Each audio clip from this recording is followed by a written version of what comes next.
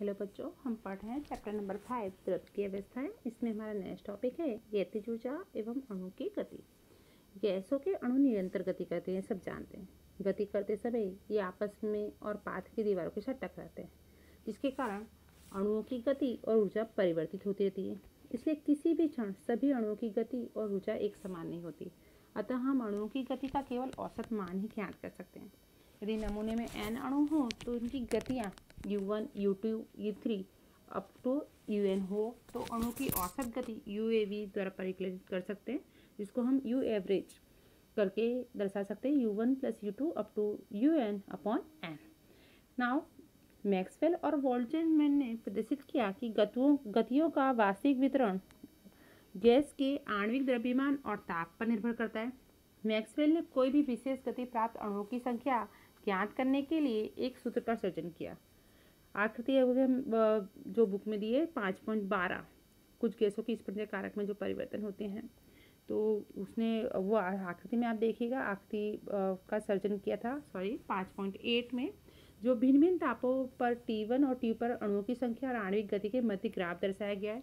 Graph में दिखाए गए गतियों के वितरण को गतियों का मैक्सवेल बोल्ट्जमैन वितरण कहते हैं। इतना ही आपको उसमें तैयार करना है कि ग्राफ किस नाम से जाना जाता है। आकृति 5.8 है बुक में, तो आप ध्यान से उसको देख लीजिएगा। हमारा नेक्स्ट टॉपिक आएगा गैसों का द्रवीकरण। किसी भी पदार्थ की गैस तथा द्रव अवस्था के लिए दाब, आयतन, ताप संबंधों के पूर्ण आंकड़े प्रथम बार जो दिए थे थॉमस एंड्रूज ने कार्बन डाइऑक्साइड के लिए दिए थे। इस पॉइंट को खास याद रखिएगा। और बुक में आकृति 5.13 में विभिन्न तापों पर कार्बन डाइऑक्साइड के समतापी आलेख खींचने के बाद ये पाया कि वास्तविक गैसें कार्बन डाइऑक्साइड के समान। अब देखिए ग्राफ में अलग अलग गैसों के लिए आपको दिया गया है ग्राफ। कार्बन डाइऑक्साइड के लिए भिन्न भिन्न ताप पर ग्राफ खींचा गया है, तो कार्बन डाइऑक्साइड के समान व्यवहार दर्शाती हैं। एंड्रूज ने देखा कि उच्च ताप पर समतापी आरेख आदर्श गैस के समतापी आरेख के समान है। उन्होंने ये भी पाया कि उच्च ताप पर भी गैस को द्रवित नहीं किया जा सकता। जब ताप कम किया जाता है तो वक्र की आकृति परिवर्तित हो जाती है तथा आंकड़े आदर्श व्यवहार से विचलन दर्शाते हैं। 30.98 डिग्री सेल्सियस पर 73 वायुमंडल दाब से पूर्व कार्बन डाइऑक्साइड गैस द्रव अवस्था में रहती है। आकृति में आप देखेंगे तो 5.13 में बिंदु E 73 वायुमंडल दाब पर कार्बन डाइऑक्साइड पहली बार द्रव अवस्था में प्रकट हुई। 30.98 डिग्री सेल्सियस तापमान पर कार्बन डाइऑक्साइड का क्रांतिक तापमान कहते हैं। दैट मीन्स जिस तापमान पर गैस द्रवीकरण पाती है उसे उसका क्रांतिक टेम्परेचर कहते हैं। इस तरह जिस ताप पर उसका परिवर्तन होता है, क्रांतिक ताप पर एक मोल गैस का आयतन क्रांतिक आयतन तथा इस ताप पर जो दाब होता है उसे हम क्या कहते हैं, क्रांतिक दाब, जिसे क्रमशः TC, VC और PC से दर्शाया जाता है। आता है नेक्स्ट टॉपिक आपका द्रव अवस्था। गैस अवस्था की तुलना में द्रव अवस्था में आंतर आणु बल अधिक प्रबल होते हैं। उनके अणु इतने पास पास होते हैं कि उनके मध्य रिक्त स्थान बहुत कम होता है। समान परिस्थितियों में गैस की तुलना में द्रव अधिक सघन होते हैं। इनके कुछ गुणधर्म हमें सीखने हैं, जैसे कि पहला गुणधर्म है बाष्प दाब।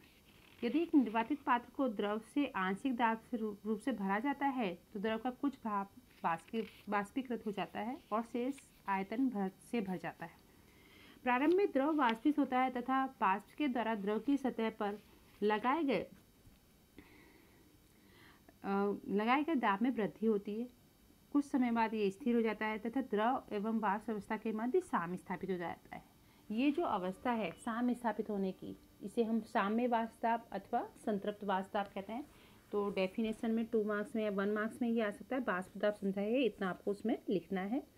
नेक्स्ट पॉइंट आता है आपका प्रश्न तनाव, दैट इज आल्सो इम्पोर्टेंट। प्रश्न तनाव, सरफेस टेंशन, इसका चैप्टर 12th क्लास में इसका चैप्टर है पूरा। तो सब विदित तथ्य है कि द्रव पात्र का आकार ग्रहण कर लेते हैं। मरकुरी Ag की बूंदें सतह पर फैलने की बजाय गोलाकार मणिका के रूप में होती हैं। नदी के तल में मृदा के कण पृथक पृथक क्यों होते हैं तथा बाहर निकलने जाने के साथ चिपक क्यों जाते हैं। कोशिका नली को द्रव तल के संपर्क में लाने पर केशिका नली में द्रव चढ़ता है अथवा उतरता क्यों है। ये सभी प्रक्रियाएं द्रव के विशिष्ट गुण, जिसे प्रश्न तनाव कहते हैं, के कारण होती हैं। द्रव के पुंज में एक अणु सभी अणु जो होते हैं उसे क्या कहते हैं, द्रव के एक पुंज में एक अणु सभी दिशाओं में समान आकर्षण बल अनुभव करता है तथा परिणामी आकर्षण बल कितना हो जाता है, 0 हो जाता है। इस पॉइंट को भी आपको ध्यान रखना है।